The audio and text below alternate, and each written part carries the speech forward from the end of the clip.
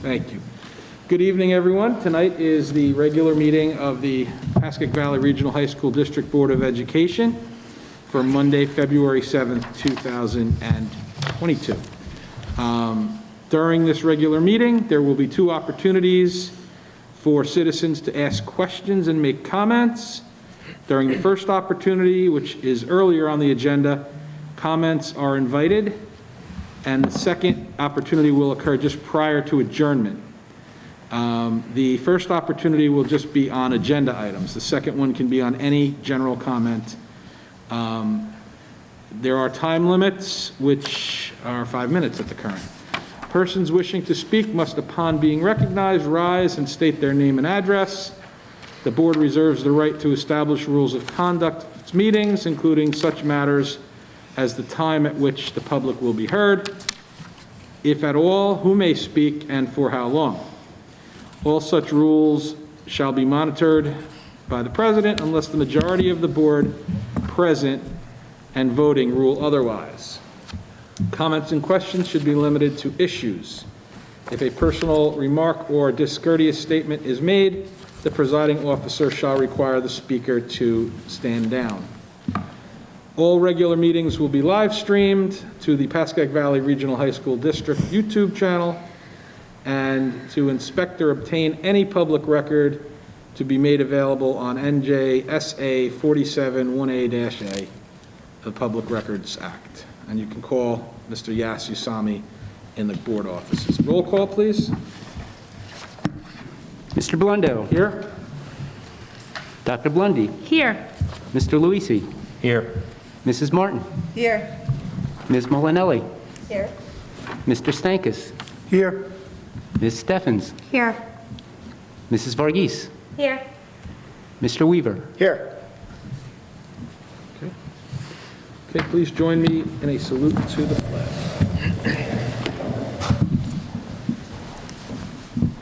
I pledge Allegiance to the flag of the United States of America and to the republic for which it stands, one nation, under God, indivisible, with liberty and justice for all.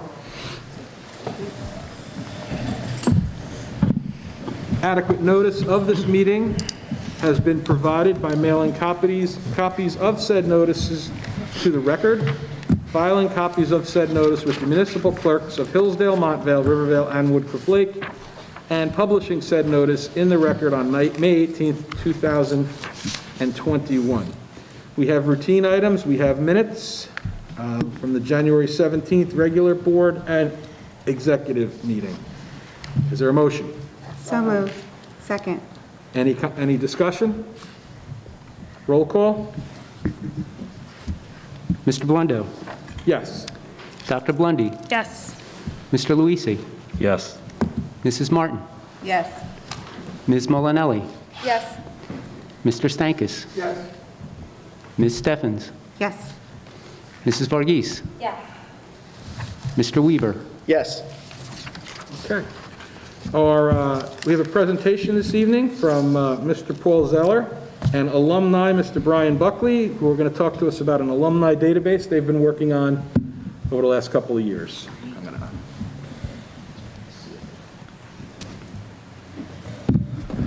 Good evening, everyone, and welcome. As Mr. Blundo said, my name is Paul Zeller. I'm the Director of Technology and Communication for the district. I'm with Brian Buckley today. Brian Buckley is a resident of Rivervale. He is the lead developer of this project. He graduated from PV in 2020, currently attending Montclair State University, looking to be a computer science educator. So again, welcome. The PVR Alumni Hub started out actually as a thought about 4 years ago. I've been listening to the Board of Education, the administration, faculty members talk about the need to have a connection with alumni and the importance of that and the power of that. And the concept was, well, how do we do it? So I had an idea. I was at a National School Public Relations Conference in the summer of 2019, and I watched a district present on a digital yearbook that they created and put in the lobby of their school. And I thought, okay, it's clever, but when they told me how much it cost, $20,000, And it was basically a digital yearbook, and there really wasn't much else to it. I thought, well, maybe we could do more. I had a hard time justifying spending that kind of money on a digital yearbook. So when Brian started working with me as an intern his senior year, fall of 2019, I talked to him about what I had saw and the things I was trying to accomplish. And we started brainstorming, and over the first month or two of his internship, we came up with this idea of what if we had an alumni database? And what if the alumni could connect with one another and do it in a secure and private manner, so this way they could share what they want and not share what they don't want. And it started to become a reality. We started to lay out tables. We started to come up with what information would we gather, what information is crucial and helpful, but not gathering too much and being uncomfortable. So we started working on it, and then in March of 2020, right in the middle of Brian's internship, COVID hit. And unfortunately, his internship came to an abrupt end. But Brian was very dedicated to the project and felt that this needed to get done. And he and I were communicating back and forth well through the March, April, May, June. And he worked with us in the summer, and we made some progress, but a lot more work needed to be done. So I talked to Brian, and we worked out an arrangement where he would work and do this. He would get paid, but certainly not get paid $20,000 because it was a lot of time, but it was also a learning experience for him, and he felt dedicated to the school. So I worked with Brian, and up until about 2 hours ago, we're still working on the database. It's about 99% done. There's a few little things we're shaking out. But today we're going to present to you the database. So we call it the PVR Alumni Hub, and I'm going to let Brian take you through a tour. Thanks, Mr. Zeller. Alrighty. So, I present the PVR Alumni Hub. This is the homepage. Wow. And thank you. All the applause. I wasn't Love expecting it. applause. I appreciate it. Okay, so on the right here is a randomly selected assortment of previous alumni from Pascack Hills and Pascack Valley. And when you scroll down, they keep loading. And there are at the moment, over 25,000 records of alumni in the database. Wow. Yeah, that was a lot of work.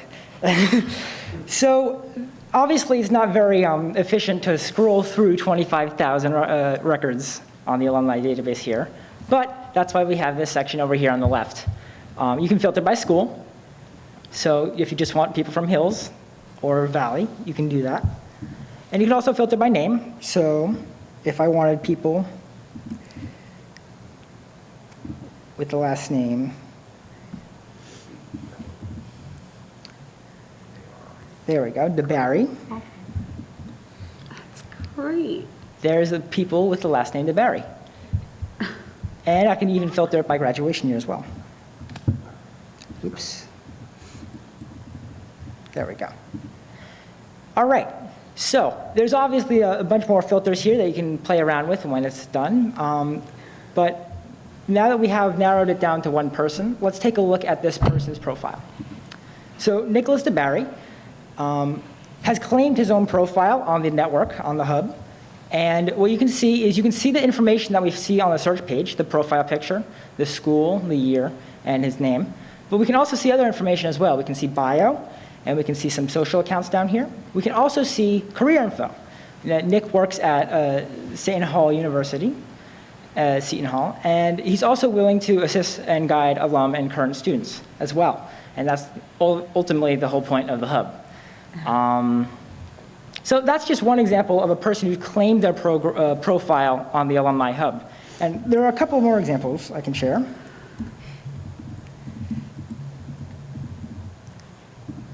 So here's another person who claimed their profile. And what you can see is when we look into her profile, we can see all the other information that we saw under Nick's profile.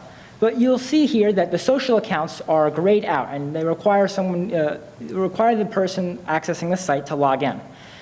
This basically, in a nutshell, requires verification for current students, teachers, and then verified alumni. So only those groups of people will be able to view information when you set it to that in the claiming process. So you can have different levels of privacy on the hub when you claim your profile and put information onto it. So now I can show you an example of what it's like to claim a profile. So I'm going to use my own profile as an example. And I'm just going to walk through a slideshow here so that way my personal information isn't live streamed on YouTube. Okay, so the first page here just verifies your identity. All of this information is stored in our back end in the database, and this information is used just to verify the alumni's identity. It's not used publicly for any reason. And after the alumni has been verified, their identity is checked out, they are prompted to log in with a social account. That way we don't handle any passwords. And this account can be used later on if they choose to edit the profile sometime later on in the future. So after they've been logged in and verified, this is where all of the information that we now put that is actually useful in terms of making the hub work. We collect contact information if they choose to provide it, and as well as they can change their name if it's changed since the time they've graduated high school. And on this fourth page here, they can put in even more information like bio, industry, and where they're working or currently attending school. On the bottom here, like I mentioned before, there's different levels of privacy that you can configure so that different people can see different parts of your profile. So on this page, you can check this box down here so that anyone online can view it. But if you were to uncheck this box, only people who are verified alum, current students, or current teachers will be able to see this information. And that's very similar to what's going on page 5 here. You can put in your social accounts so people can contact you. And it's a very similar situation in terms for privacy. So after you go through and you create your account, this is what it looks like. So this is my profile after completing all 5 of those pages. And Mr. Zeller will now talk to you a little bit about further about the stages of privacy and security built into the app. So obviously privacy and security is a #1 concern. We're currently working right now on developing the privacy policy, which will have legal check out and make sure it's good before we were to roll forward. And you see that we put mechanisms in place so that information is not shared unless the alum chooses to share it. When you see the picture, the name, and the class, that is publicly accessible information. There are libraries that already have their yearbooks scanned and available online. There's countless services that if you put in your name and you put in your phone number and you put in your email address, they have that for free as well. But the nice thing about this is we're not selling their information. We're not sharing their information. When we went through this process, we considered doing it with a company. And there are companies that do this, and they'll even say they'll do it for free. But they'll do it for free as long as you let them upsell to the alumni. You let them sell the personally identifiable information so that they can market it, which we weren't comfortable with. The opposite side was there's companies that you can pay and they'll keep it secure. But it costs more than triple what we paid Brian to do this for us. So I said, we'll save some money, Brian will get some experience. This is not a bad deal. From a security standpoint, as Brian mentioned, we don't store passwords. We don't store usernames. That's not ours. Just like you would authenticate to Google and access your Park Mobile account, it's the same process. We don't authenticate anything, so we don't do any of that. In addition, no communication is actually happening on the hub. The people connect to their social media accounts and go through the mechanisms that they're already comfortable with. So we're not storing any conversations, none of that. It's all off of our network. Obviously, the benefits. Mutually beneficial. As an alum, you have an opportunity to connect with people. And I had one person say, well, can't you just do that on Facebook? And the answer is yes, and Facebook's great. But here, you can target just alum, you could target just your industry, you could target just your location. So if you moved out of the area and now you're in LA and you're looking for an alum in LA, it's a lot easier to make the connection this way for the alum. For the district side, students looking to make a connection, trying to talk about fashion, trying to talk about their industry of interest, they can make a connection. Teachers looking to bring alumni back to give talks, they can make a connection through here. So it's mutually beneficial and again, shared at the level they're comfortable with. That's all we have today. Are there any questions? question for you. So if I am going to nursing and I want to go and search just for other people that graduated who are in that field, is there a way to do that? Yep, absolutely. That's great. Yep, right on that filter screen, Brian didn't go into, we didn't get too far into the weeds, but right on that filter screen, you see where it says tags, you can type in, or you can pick from the list, and it'll pop up. So if you're searching for a specific thing, and if you see there's even zip code. So if you're in another zip code, not in the immediate area, I mean, it would work in this area too, but if you've moved away, you have that ability to do that too. That's awesome. Can I ask you a question? Sure. Can you search by, let's say someone wanted to apply to Seton Hall and that student worked at Seton Hall. Can you do that or no? So we don't search by company, maybe 1.1, but we're not there yet. Okay, yeah, because, I think that would be similar to like the LinkedIn kind of thing, but I like this better because it's a little more intimate and. Yeah, the goal was to try to keep the circle Yeah. small, 25,000 small, but it's not, 8 million big with like Facebook, so. This is great. Good job, really. Is, just a question. Sure. Is there like a newsletter kind of thing that goes out from this to people, or? So when they register, they put their email address in, and there's a checkbox that if they would like to receive information from the district, they can receive it. But they have to opt in, so this way we're not spamming them. But absolutely, we can definitely use that information and then push out newsletters to them. Would it be other alumni associations able to send out? That was not part of the original scope, but if we need to make changes, we could look to make changes. But for right now, we kept it pretty simple that if people wanted to connect directly with other people, they could. We kind of wanted to stay away from the mass because we didn't want people getting flooded and bombarded. So that's why we kind of backed off from that. Like, there is no mechanism in here to be able to send an email to someone else. You have to connect them through their preferred social networking platform. Yeah, I remember when this was an idea. Yeah. Yeah, we've been, It's fantastic.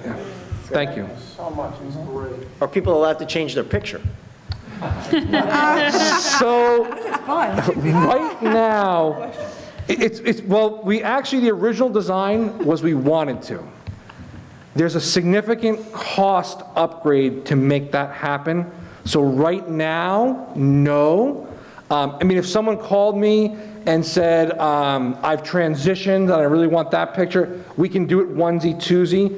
The alum doesn't have the ability to do it on their own right now. We've talked about what that would look like going forward, but it's a significant, because now we have to pay for a lot more storage. And that's where the cost could go astronomical. And since we're starting, we didn't want to get crazy with cost, because there's a small maintenance fee to keeping this running on a server, obviously. So we didn't want to get crazy just yet. But yeah, listen, if it takes off and there's a need for it and we feel it's beneficial, we could explore it, absolutely. It's possible. Excellent, great job. Real quick, just because we're here and I don't know. Oh, hang on. Yeah, I don't know, I couldn't help myself, I'm sorry. There you go, you got the hair.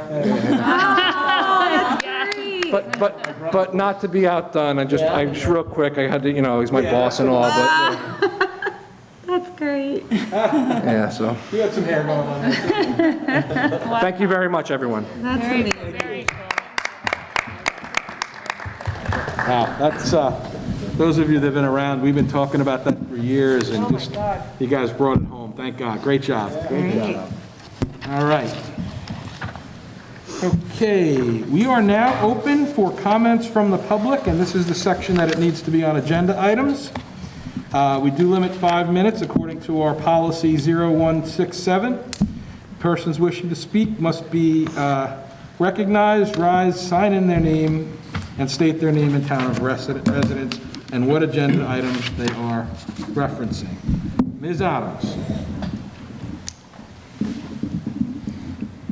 Can they block people? I'm sorry? Can they block? Can you block people? Can we? Yes. Yeah, okay. Good evening. First, I don't see Claudia here tonight, but I read on the agenda, and this is part of the agenda, that she's resigning. And I just wanted to comment about Claudia Gibbs. She is the uber professional. She's always been friendly and kind and thorough. And I will personally sorely miss her, as I'm sure the district will as well, too. So I look forward to some way to celebrate her employment with us. I don't know how many years she's been the administrative assistant to the superintendent, but she's really a delightful person in general. So that's one thing on the agenda. The other one is policy number P as in Peter 0167, public participation in board meetings. You know, I just hope this didn't occur. I guess the questions I had as I read it is, who suggested this and why? I would hope it's not because last meeting I spent 4.5 minutes to honor Dr. Martin Luther King. But you know, I do get up to speak quite frequently, as you well know. I try to limit myself, as I'm doing right now, to my 5 minutes. Why 3 minutes? 3 minutes to me is a suppression of public speech. I mean, you know, when I go down to the New Jersey State House, we're limited to 3 minutes. It's a zoo. This is not a zoo. You know, we're a community here. And I just wondered, as an example, is this why now, when we're going to be discussing the appointment of a superintendent of schools, when there's a lot of discussion about masking and vaccinations, and throughout the country there's a lot of disruption. So are you looking at what other school boards are facing and fearing that it could happen here? And it won't. I doubt it sincerely. So I would ask you to table this it doesn't seem reasonable to do it now. And in fact, we went through a total overhaul of our Board of Education, not a total, but an overhaul of our Board of Education, our administration, because many in our community, I would say the majority in our community, were very much opposed to the lack of transparency, the lack of respect for input from the public about a number of different items and the way it was not delivered to us. So this is not going to be helpful, I don't think. The other thing is, as an example, it talks about where I could only, as I'm using myself as an example, that once I get up to speak, and if I use 3.5 minutes, I'm not allowed to get back up again. But there came an occasion at one meeting where the former superintendent of schools talked about Black Panthers, and I thought, that is not a good idea. And I raised my hand and I came up afterward to say, I hope you would reconsider. And the superintendent of schools says, well, the white Panthers, the green Panthers, so we wound up with Panthers, and that's fine. But I thought it was important for me to follow up with my original 4.5 minutes or 4 minutes, or what it was to that. Once again, I hope that when we come to the microphone, that what we're saying and what we're doing is as important to you as it is important to people like me. And when I hear other people getting up to the microphone, I am so proud of them, because I have come for decades before boards of education down in Trenton, down in Washington, D.C., and I am so thankful to see more parents involved in the process, to see more taxpayers involved in the process. Don't stem that tide. It's a healthy tide. Let us be respectful. Let us use integrity. I don't, as I said, who recommended this? Who from the policy committee brought this forward, and why? And if you can't answer me now, I would ask you to answer me in an email. So I've got 1 minute and 18 seconds left, so that I will come up again at the end. Am I correct? We're nodding to one another. But I would hope that you would table this. I don't see a need for it personally. Is it about masking, vaccines? You know, but honestly, don't mess with mama bears. You know, I mean, my little grandson's name's Teddy, and he's getting a big teddy bear for his birthday, for his first birthday. But mama bears, they're tough. Please respect them. I think that that's what you want. I think you want the involvement of parents, not to stem the tide of their involvement. Thank you very much for your time. Thank you. So I'm happy to speak to that as a member of the policy committee. This has been in conversation for a while. So this has been in conversation for some time. We've been discussing this policy and time limits, and we've actually done some research on what other districts and towns offer the community. What we found is close to 60% of the towns in Bergen County are at 3 minutes. Woodcliff Lake and Hillsdale are both at 3 minutes. I believe Rivervale's at 5, and Montvale has no limit. Is my time up? So I think one of the things that we've learned from meetings that have been heavily attended is that meetings ended where there were a number of people who didn't get the opportunity to speak. And whether or not they went to their full 5 minutes or not, we don't know, but if you took 2 hours of speaking time and everyone got 5 minutes, you could probably have only 20 to 22 people speak. If you took 2 hours and had opportunity, you could probably have 35 to 40 people speak. So I think an element of it was, and I think people, as we know, only come out to meetings when there's a problem, right? Whether it be Montvale Council or Board of Education. I think the intent is that it allows more people the opportunity to speak rather than fewer. And I think when you look at speaking time and coming to a meeting organized, a statement that's pre-prepared, 450 words, is about 1 page, single space, 12 font. That can be read in approximately 3 minutes.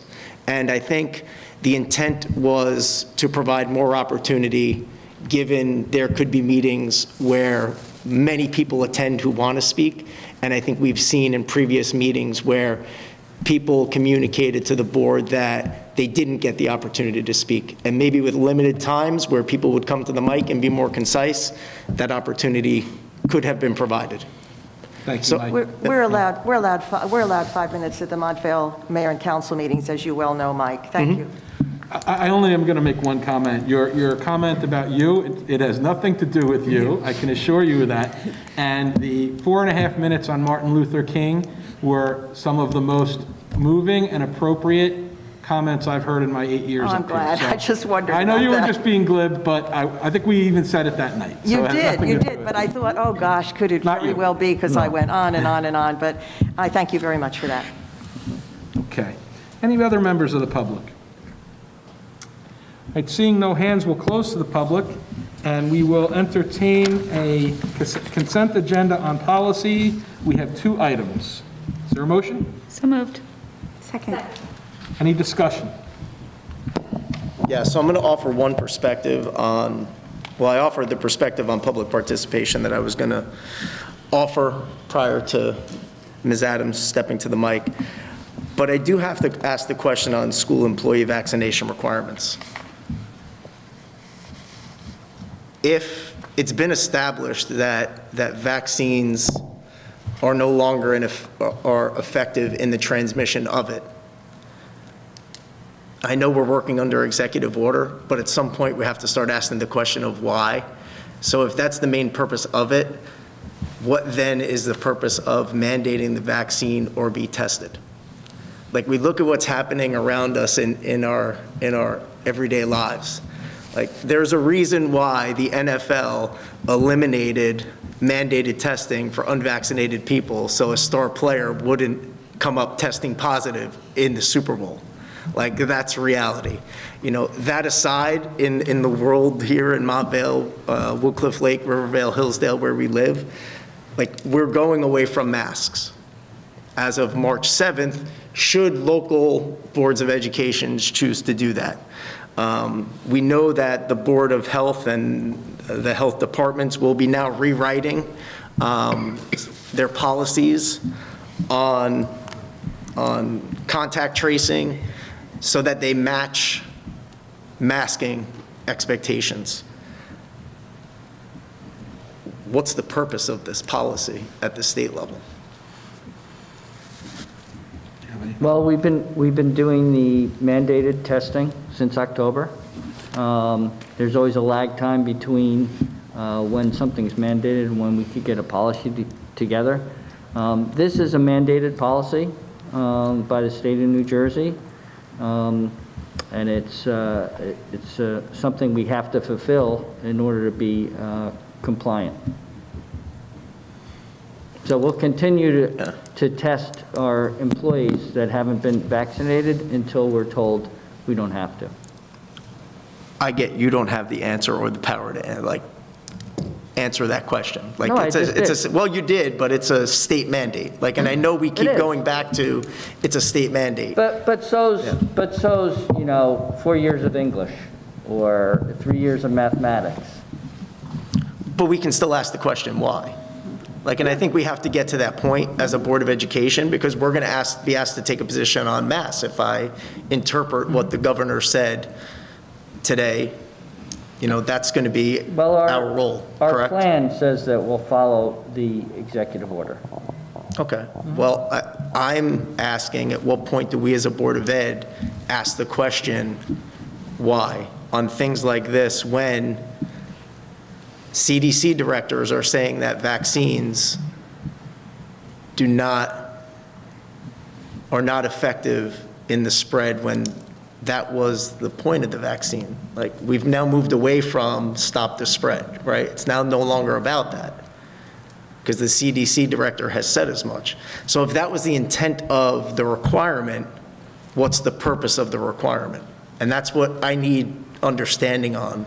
Well, I guess, From a policy perspective. I don't know if it would make a hill of difference, but we could formally ask the state education department and the governor to please explain the reason for it. Doesn't mean they're going to give us an answer that's satisfactory, but it would be a way of getting on record that at least some of our members, if we choose to do it, don't agree with this. But I think we have to comply but we can object, right? And correct me if I'm wrong. And then I guess the second part of that, and I don't know if Yas or Dan know, and I'm not suggesting I would want to do this, but what would happen if we didn't comply to a state policy that they say is mandated? What are the ramifications or the results of that? Anything from impacting CUSAC to loss of state aid. I mean, those are kind of extreme, but those are some of the things. So there are consequences. Sure. If the board if the board wants to craft a letter asking Mike's question, we could circulate it and see if we want to send it. That's the only thing I could think of to respond to Mike. I think it'd be important to have a conversation with legal and see what implications there are here. Because, at the federal level, it's no longer there. So, it's up to the states in terms of mandate, and employers are free to choose at this point, their vaccination policies. So I think we need to talk to legal. Can you have Rod give us his opinion? Anybody disagree with what's been said and suggested here, or have anything to add? Well, I just want to be clear. My question is like, it's a simple one, but it's maybe doesn't have a simple answer, right? So if vaccines are no longer effective at preventing transmission of the virus, per the CDC director, what's the purpose of this policy? So I think what I'm hearing is we're going to ask Dan to touch base with the lawyers and see what options we might have, potentially draft a letter to the state, maybe get our local senator and legislators involved. And then as far as disregarding a state mandate, I am not comfortable doing that, but I'm one of 9. So we can, if it gets to that point, we can have that conversation. Anything else, folks? Tammy? I just have a quick thing I'd like to share. In regards to the public participation in board meetings, from my perspective, with the mascot, with COVID, with all the meetings, we always gave people 5 minutes to speak. And to my recollection, there was never one person, but for one meeting that went 4 hours, where everyone didn't get an opportunity to share. So as we look at the community and trying to mend fences, I'm just thinking that 5 minutes, really 2 more minutes per person, out of respect to people who take the time to get in their car, to come to a public meeting because there's something on their mind, would not be something that I would be in favor of, cutting it back from 5 to 3.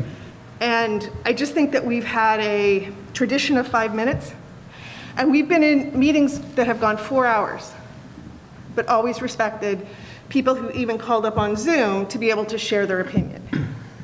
And we sat through and we listened to every person's perspective. So from where I sit now, kind of after the whole mascot challenge that we went through as a community, and COVID, changing the policy to give people 2 minutes less to speak if they're willing to come and address the 9 members of the board, from my perspective, is a little counterintuitive to what we're trying to do in connecting with the community.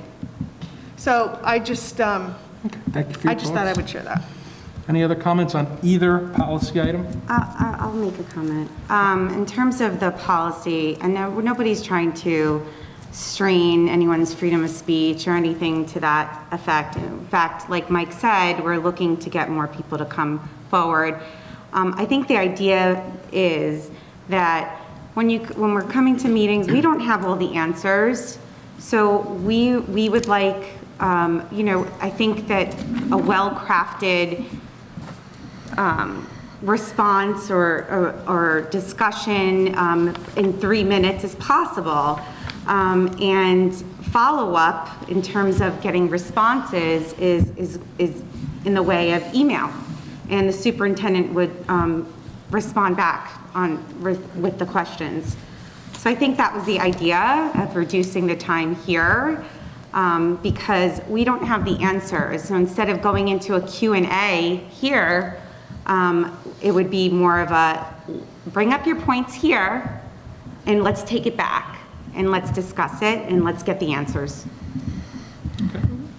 I would think for that extra 2 minutes, I mean, if we had a big audience, I would think they would police themselves. If you knew 20, 30 people are going to speak, you hopefully will, well, I would hope so. I mean, I don't think everybody probably is as comfortable speaking as Carol is. I think you get a lot of people up there with nerves. I wouldn't mind just slowing things down, giving them more time to speak. I want to hear more from the public than less. So I would Joe, be correct for me if I'm keeping the wrong. 5 minutes. To that point, does the board president have the ability to allow someone, given the circumstance, to continue on? We have in the past, I believe that's a slippery slope. And I'll be honest, years ago on transgender, another less complicated thing. I felt the president, and I respect him greatly, he's no longer with us, let his side of it go and truncated my side. And yes, he had the ability, but I think that that's dangerous. What I don't know, where I thought you were going to go, is do we have the ability, I think the answer is yes, to say, open to the public will be no greater than 3 hours or whatever, so that we're not here. I think we did that the night of 4. I think you ended up having to cut it. So I think that's something that, we should, if we have a full auditorium, we should say, look, we have 2 hours, and it's whether it's 3 or 5 minutes, we'll come to that decision in a few minutes. We're going to cut it at 10:10 if we're still in. Well, and I think that was the intent of this policy. When we have those issues that are hot button within the community, and you have 20, 30, 40 people come out, if you're working within a limited amount of time, that 3 minutes provides more opportunity to more people to speak than the 5 minutes would. 5 minutes becomes limiting to more people who come out on a topic. That was the intent of this. Can we craft a policy that gives flexibility for a huge group to put a time limit on the speaking time if in fact there's a topic that would limit the time we could spend? Every meeting we had, everyone either got to speak or they wrote in an email that was addressed. So can the policy? That's not true. No, There was that's not true. one meeting Not true. where, okay, which meeting are you doing? I'm talking about that mascot meeting because I never got to speak and I never got any responses from the multiple messages I sent, so. You sent a message to the superintendent? Yes, I did. Okay, so I stand corrected. So, but I just think it was so overwhelming at the point, and I think that that's where this 3 minutes will be helpful in, and it's 2 3 minutes, so it's actually, each person that comes has 6 minutes to speak. So if you craft well and actually stay within those points, for the most part, I don't think that anybody's not going to be able to get their voice heard if they have 2 3 minute opportunities at 2 different points in the meeting to speak. I think it just encourages people to be a little more succinct in what they're saying. But again, let's not forget, we're not you're maybe saying, okay, there's a time limit on speaking in front of the board, but that doesn't mean you can't send us 5 emails a week.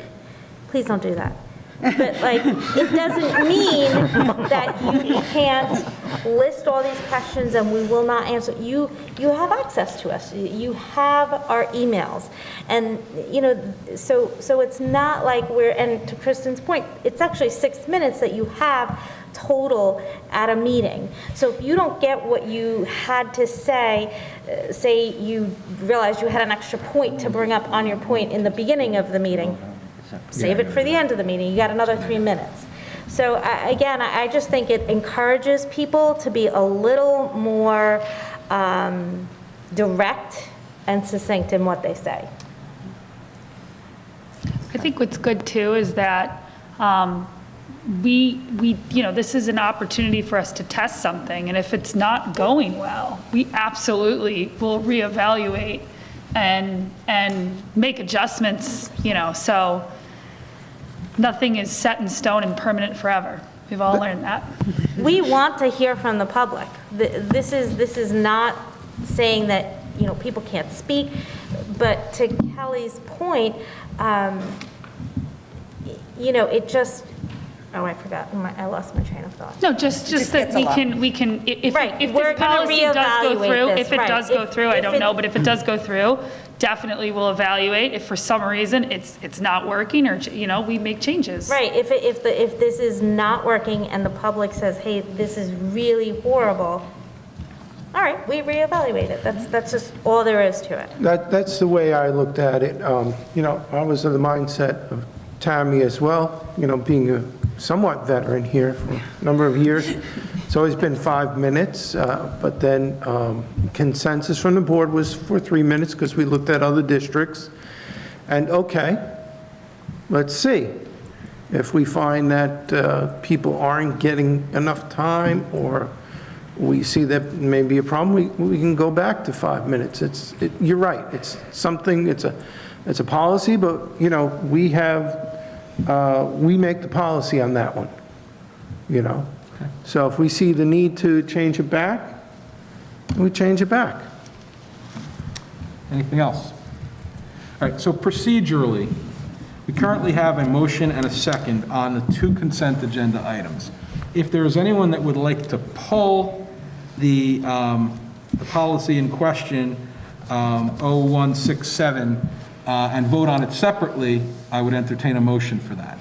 I move to remove policy number 0167 to be voted on separately. Is there a second to that?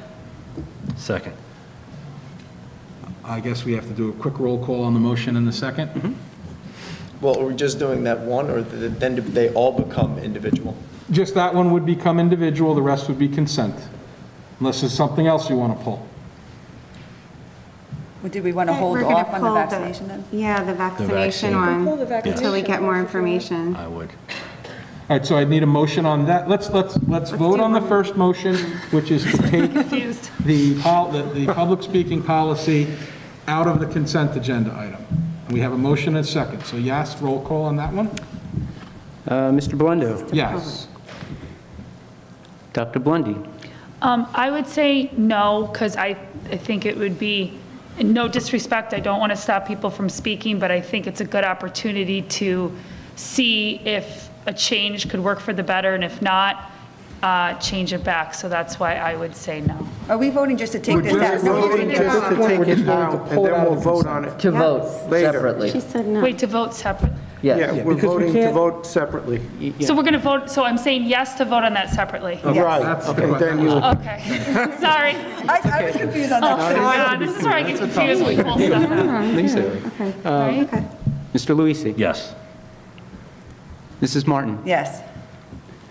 Ms. Molinelli? Yes. Mr. Stankus? yes. Ms. Steffens? Yes. Mrs. Varghese? Yes. Mr. Weaver? Yes.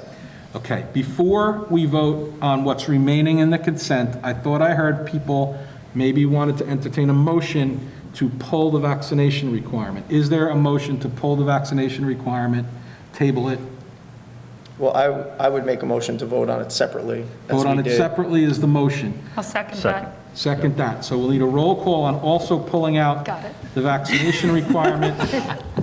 You got it? I'm not confused anymore. I got it this time. So roll call on that, and then we'll start voting on it. Like, just so to clarify,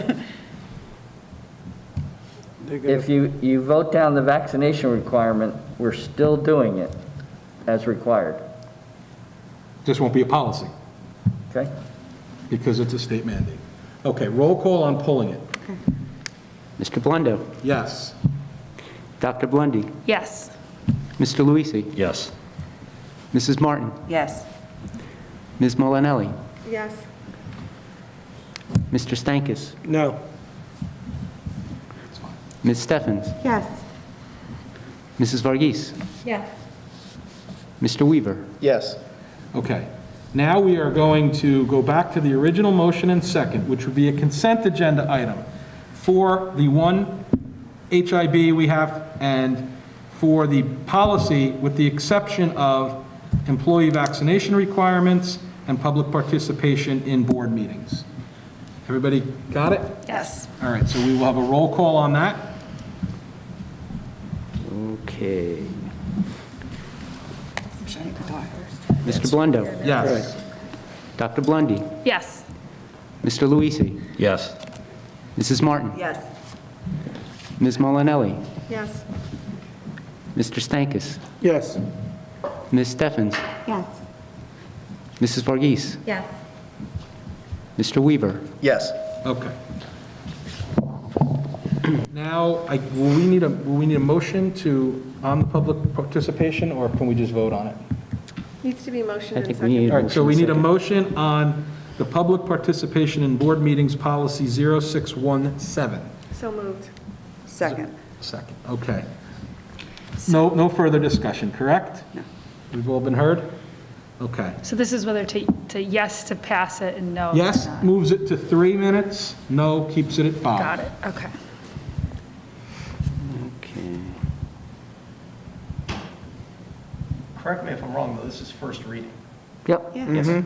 It pulls it, and then it goes back to Yes. whatever. Mr. Blundo, Yes. Dr. Blundy, Yes. Mr. Luisi, No. Mrs. Martin, Yes. Ms. Molinelli, No. Mr. Stankus, Yes. Ms. Steffens, Yes. Mrs. Varghese, Yes. Mr. Weaver. Yes. All right, so that carries 7-2 if my math is right. That's correct, 7-2. All right, now we would need a motion to update school employees vaccination requirement P1648.13. Just as a point of clarification, the policy stays intact. The first reading allows this policy to go back to the policy committee for Correct. review if it's not passed. Correct. Okay, just making sure that we're. Yeah, no. on the same- I just have one other question. Weren't we pulling this to get further clarification from legal? Yeah, that's what I Oh, was it thought. pulled? I thought it was pulled to vote separately. So let's is get a pulled. motion, whatever the motion is. Do you guys want to pull it, or do you want to It's table it? already been pulled. Right, do we want to, so does anybody No, do want we to do table anything it with it? or Maybe we move don't it have to do forward? anything with it. No, We're let's looking not do for anything. guidance. I'd like to get some, clarification. All right, so there's no action necessary on that then, at this point. Perfect. But to Dr. Fishbein's point, the practice will continue, and we will continue to discuss the policy. Okay. Education, consent agenda items, we have 4. Is there a motion? So moved. Is there a second? Second. Any discussion? Seeing none, roll call, please. Mr. Blundo, Yes. Dr. Blundy, Yes. Mr. Luisi, Yes. Mrs. Martin, Yes. Ms. Molinelli, Yes. Mr. Stankus, Yes. Ms. Steffens, Yes. Mrs. Varghese, Yes. Mr. Weaver. Yes. Okay, item number 9, human resources. Looks like we have 19 individual items. Is there a motion? So moved. Second. Any discussion? Hearing none, roll call. Mr. Blundo, Yes. Dr. Blundy, Yes. Mr. Luisi, Yes. Mrs. Martin, Yes. Ms. Molinelli, Yes. Mr. Stankus, Yes. Ms. Stevens, Yes. Stephens, sorry, Mrs. Varghese, Yes. Mr. Weaver. Yes. Finance, approval of bills in the amount of, I'd like to read that one, 2.5 million, 2.512908. Is there a motion on finance? So moved. Second. Any discussion? Roll call. Mr. Blundo, Yes? Dr. Blundy, Yes. Mr. Luisi, Yes. Mrs. Martin, Yes. Ms. Molinelli, Yes. Mr. Stankus, Yes. Ms. Stephens, Yes. Mrs. Varghese, Yes. Mr. Weaver. Yes. On 1 second. Did we say 1 through 20? I just want to make sure we caught that 20. I think you did. Yeah, 20. I okay. think you did, yeah. We're good? Okay. Okay, so at this point, we have any old business? Is there an update from the policy committee? Wow, we just went through this. Anything else? Yeah, what a great presentation, right? Okay. New business. So I want to throw one thing out there, and I don't know if we're going to discuss it tonight, but maybe we can have a plan on when we're going to discuss it, and that is when the governor's mask mandate expires March 7th, we are going to need to make a decision on what we want to do. Now, I'm not saying, this happened today, I'm not saying we have to have this discussion right now, but I think we have to make sure we're in sync, and if we need to, 2 weeks from tonight, we can talk about it, unless anybody feels like sharing any thoughts this evening. I think it would be great to, because Dr. Fishman, you said that obviously once the executive order gets put in or dropped, it takes a few weeks to create a policy. I said that about the employee vaccination thing. Got it. But policy, but this is, our plan says that we're following Executive Order 251, which has been extended to March 7th. So All right? So when it sunsets, so would the rules. So would that, okay. Yeah. And the COVID infection rate is dropping very quickly, which is great. You see that in the information I share with you weekly. And,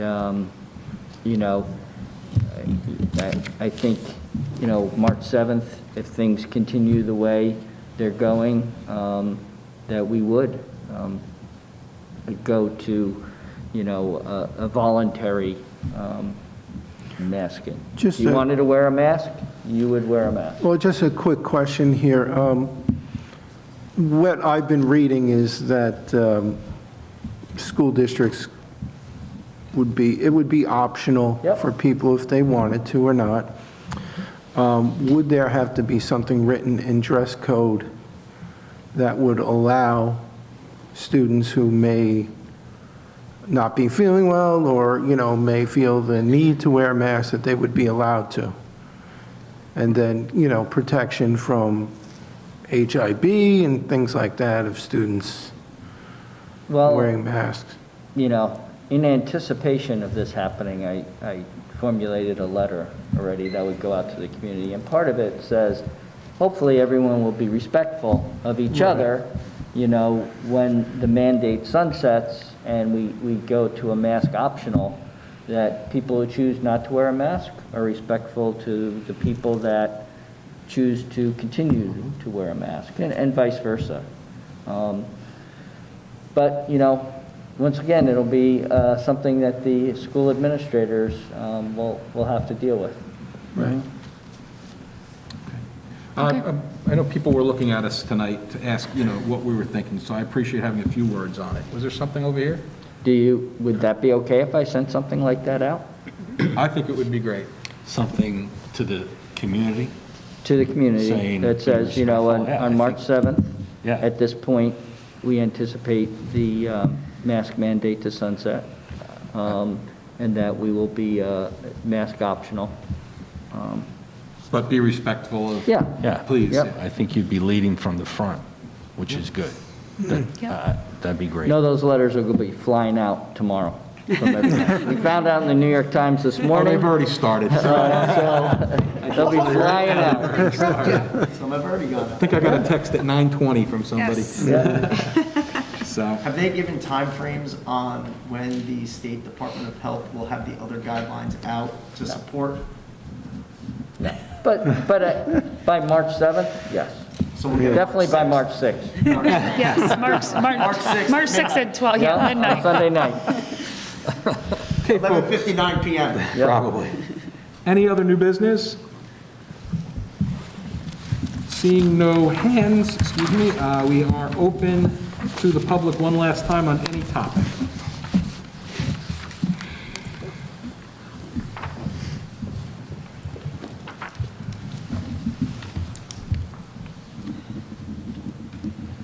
Hi there, my name is Jennifer Falcoff, and I'm from Riverville.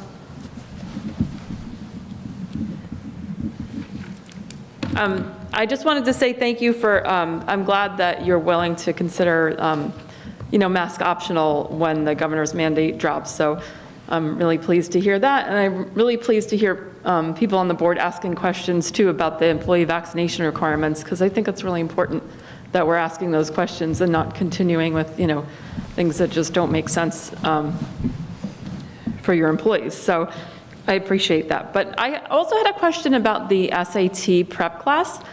I was about to enroll my son, and then when I realized that it was virtual, I just knew that just tanked it for us, because I knew that just wasn't going to work for us. So I was just curious if there's any consideration of possibly making that an in-person class for the students, or is that sort of set? I can go back and discuss that with the administration.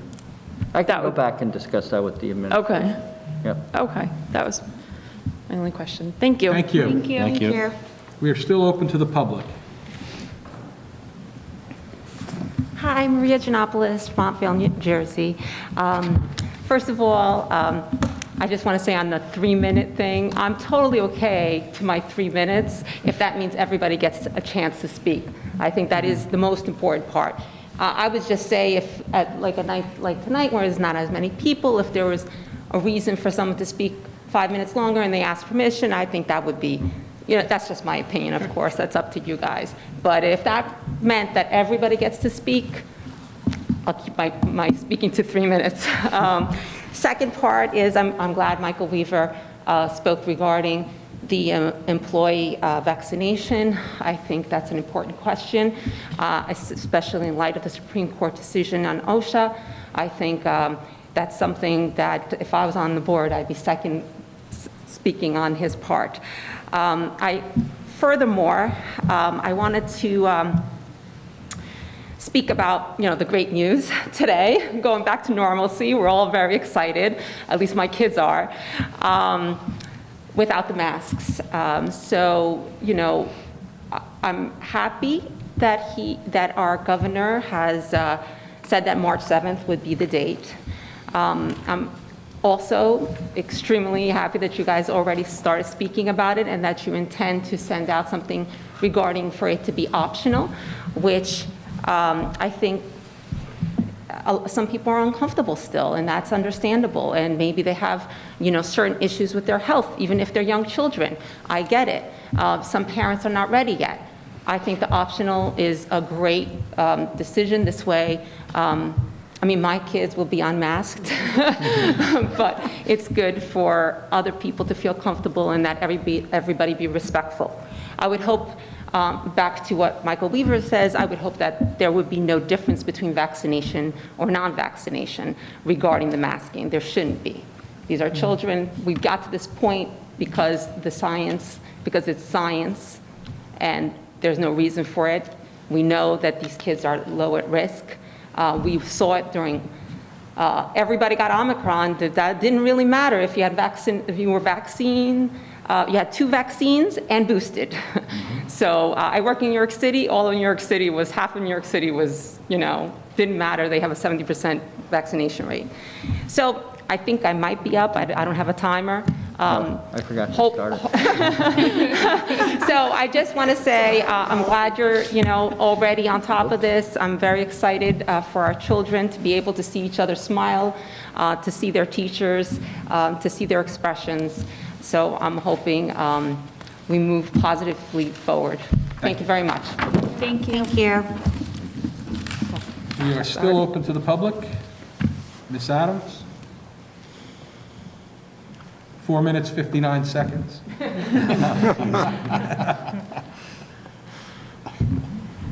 Just wanted you to know before I begin to speak, I got a Johnson & Johnson vaccination. I got 2. They consider number 2 the booster. I can't get another shot. So there are all kinds of intricacies, and I begin. Ethnicity and testing. Assuming I'm still allowed 5 minutes to speak in this portion of the agenda, I first wish to thank Dr. Bockenheimer for his email response to the questions I posed about his Start Strong presentation at our last board meeting. First, regarding ethnicity, my concern still exists that although, as Dr. Bockenheimer stated, parents can choose if their children can identify as white, black, Hispanic, Pacific Islander, Native American, or multiracial, the test results only reported on white, black, or Hispanic. Such would indicate that there are no Pacific Islander, Native American, or multiracial students enrolled in the district, and I found that curious. Second, in regard to testing, please note the email I sent to all of you today about the new high school testing standards and what Dr. Bockenheimer kindly responded. I included a New Jersey Spotlight column about this inconsistency, and I appreciated Dr. Bockenheimer's statement, which he said, as a result, we will be unable to compare these results to any other test, making it not terribly useful as a data tool. Most unfortunate to waste time like this beyond our local control.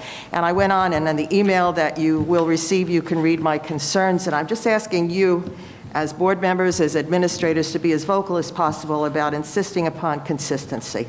Consistency, not that we change our testing from year to year to year to year, our standards from year to year to year to year because of some new fad or some politically correct addition to the testing. Please don't do that. Now something sweet. February is a very healthy, a very heartfelt month. Certainly Valentine's Day, and I have candy for all of you. Now, believe me, it's not a bribe because you didn't vote as I wanted you to, but nevertheless. You are forgiven. It's also a happy Heart Health Month as well, too. As we all know, our hearts, and I don't know that candy helps hearts, but they sure make me feel good when I have a piece. But it's also Boy Scout Month. Tomorrow is their birthday, too. I love my Eagle Scout, and I love my husband, who was painted, and I bring this big book. I almost brought you the big print I have. I just brought you the big Norman Rockwell book I have. I don't know how many students you have that are graduates, either Pascack Valley or Pascack Hills. Raymond was a graduate of Pascack Valley. He was painted by Norman Rockwell. And he was painted by Norman Rockwell as a Boy Scout, and it was the cover of the Boy Scout story. I have this huge print, which we framed and gave to my son when he got his Eagle Scout, and here is, if you want to come and see it, come to my house, but here is his picture here. The name of this particular picture is The Right Way. It was on the calendar. I found out about it when visiting, when we were engaged. Here, I'm going to hold it up for you. Oh, it's just very tiny. Come here. Give me the page. I don't know where it went. Look. But anyway, I think I put there it is. It's very little. The title of the print is called The Right Way. Raymond did everything the right way. And I truly still love him dearly. But anyway, that's a small print. It was the cover, as I said, of the Boy Scout story. As I'm walking down in his house to go down to the ping pong table downstairs, I passed something on my way down there, and there was this calendar. And I said, "Oh, Mom, you like Norman Rockwell too?" And she said, "That's Raymond." So it's a picture of, so I don't know. You know anybody else who was ever painted by Norman Rockwell? I'm sorry. So what I think is Paul ought to get working on letting us upload new profile pictures on the alumni. Well, I was thinking about, don't worry. You know what I'll do? I'll email you. Yeah. I'll email you, but I couldn't bring the print. I was afraid to get it wet with the rain. I'm going to hold it up. Oh, thank you very much. Yeah. That's great.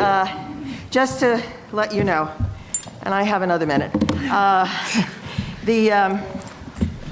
I don't know if you know anybody else who was painted by Rockwell. I wrote to Rockwell, I asked if I could try and get the print, and he told me all these Boy Scout paintings that he did were burned in he had 6 studio fires, from what I understand. So we did get the print, we had it framed, because Charles, in fact, was honored by the United States Department of Defense for his project called Project Homefire, where he collected gifts for the stateside families of deployed soldiers.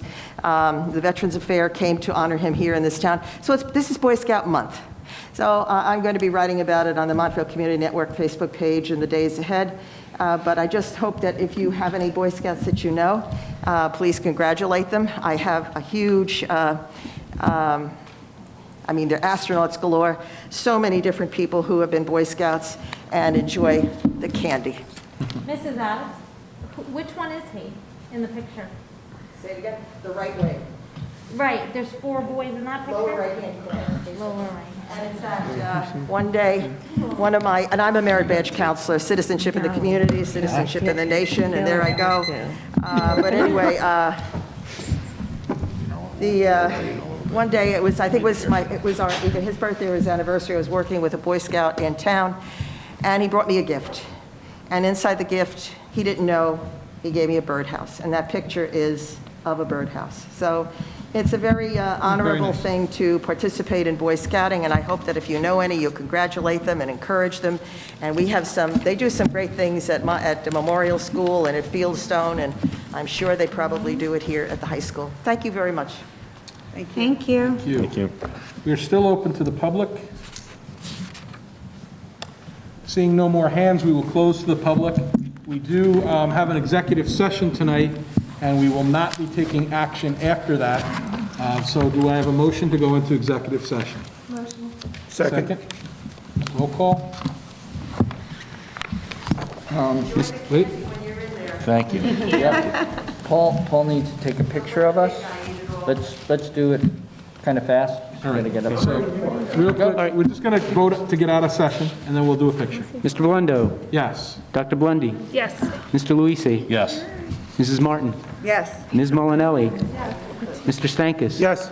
Ms. Steffens? Yes. Mrs. Varghese? Yes. Mr. Weaver? Yes. You want us to gather?